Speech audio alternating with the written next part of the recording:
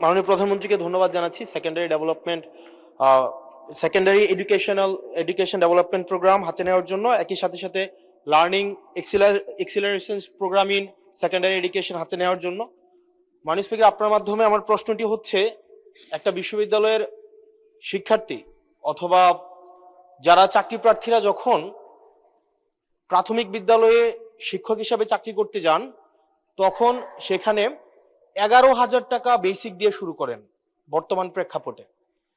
অর্থাৎ এই চাকরিটা হচ্ছে 13 গ্রেডের চাকরি এবং তৃতীয় শ্রেণীর। একজন যখন সেকেন্ডারি এডুকেশনে চাকরি করতে যান, তখন বেসিক বেতন পান 16,000 টাকা। এটা 10ম গ্রেডের এবং দ্বিতীয় শ্রেণীর চাকরি। আমাদের দেশের প্রাথমিক শিক্ষা এবং মাধ্যমিক শিক্ষা, এই দুইটা হচ্ছে ফিডার ইনস্টিটিউশন। আমরা যদি ভালো শিক্ষার্থী ফিডার ইনস্টিটিউশন থেকে আমরা টারশিয়ারিতে পাঠাতে পারি, তাহলে সেখানে একটা রিসার্চ বেসড আমরা একটা আউটকাম পাব। মাননীয় প্রধানমন্ত্রীর কাছে আমার প্রশ্ন, বর্তমান বাস্তবতায় 11,000 টাকা বেসিক এবং 16,000 টাকা বেসিক দিয়ে এই আসলে শিক্ষক হতে আগ্রহ নিয়ে এসে এখানে আসলে দিন শেষে সার্ভাইভ করা খুব কঠিন হয়ে যায়।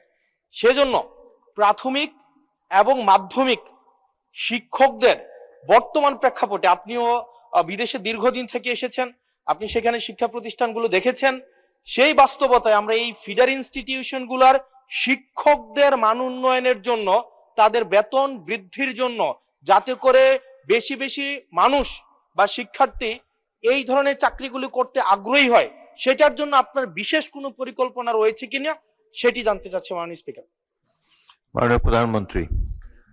মাননীয় স্পিকার, আপনাকে ধন্যবাদ এবং জনাব হাসনাত, আপনাকেও ধন্যবাদ আপনার প্রশ্নের জন্য। আপনি নিশ্চয়ই খেয়াল করেছেন এই বাজেট সেশনে আপনি উপস্থিত ছিলেন, এবং আমার এই প্রথম প্রশ্ন যেটা ছিল মূল প্রশ্ন, সেখানে আমি বলেছি যে এই বাজেটে টোটাল জিডিপি 2% আমরা শিক্ষার জন্য রেখেছি। এবং শুধু তাই নয়, আমাদের যেটি পরিকল্পনা আছে, আমরা পরিকল্পনা মতন যদি আগাতে পারি, ইনশাল্লাহ আমরা শিক্ষা খাতে বাজেট 5 বছর শেষে 5% নিয়ে যেতে চাই। এবং অবশ্যই এগুলো আমরা যখন দেখেছি, স্বৈরাচারের সময় শুধু বিল্ডিং হয়েছে, কিন্তু হিউম্যান রিসোর্সের কোনো উন্নতি হয় নাই। আমি আপনার সাথে সম্পূর্ণ একমত যে আমরা যদি আমাদের প্রাইমারি এবং সেকেন্ডারি এই শিক্ষকদেরকে যদি আমরা সঠিকভাবে ট্রেনিং দিতে না পারি, কিন্তু শুধু ট্রেনিং না, ট্রেনিং এর সাথে তাদেরকে তাদের সম্মানীয় যদি বৃদ্ধি করতে না পারি, তাহলে অবশ্যই আমরা প্রত্যাশা করি না যে তারা ভালো কিছু ডেলিভার করতে পারবেন। আমাদের তাদেরকে প্রশিক্ষণ দেওয়ার যেরকম কর্মসূচি রয়েছে, প্রশিক্ষণ দেওয়ার যেরকম পরিকল্পনা রয়েছে, বোথ সেকেন্ডারি অ্যান্ড প্রাইমারি, একই সাথে পর্যায়ক্রমিক ভাবে আমরা যাতে তাদের সম্মানীয় বৃদ্ধি করতে পারি। আমরা অনেক সময় দেখেছি প্রাইমারি স্কুলের টিচাররা, এই সংসদে দাঁড়িয়েও আমি বলেছি যে অনেক সময় আমরা এখনো দেখি যে প্রাইমারি স্কুলের শিক্ষকরা তাড়াতাড়ি করে ক্লাস করিয়ে হয়তো আরেকটি একটি কোনো জবে অথবা কৃষিকার্যে, যেটাই হয়, একটি সেকেন্ড জবে তাকে যেতে হয়, তা না হলে তার জন্য সংসার চালানো কষ্টকর হয়ে যায়। সেকেন্ডারি স্কুলের ক্ষেত্রে আমরা অনেক শিক্ষকের ক্ষেত্রেই দেখেছি এরকম ঘটনা ঘটে। এই কাজটি যাতে তাদের না করতে হয় এবং তারা যাতে সঠিকভাবে তাদের সময় এবং তাদের মেধা শিক্ষার্থীদের পেছনে ব্যয় করতে পারেন, সেই জন্য তাদের সম্মানই বাড়ানো প্রয়োজন বলে আমরাও মনে করি। এবং পর্যায়ক্রমিক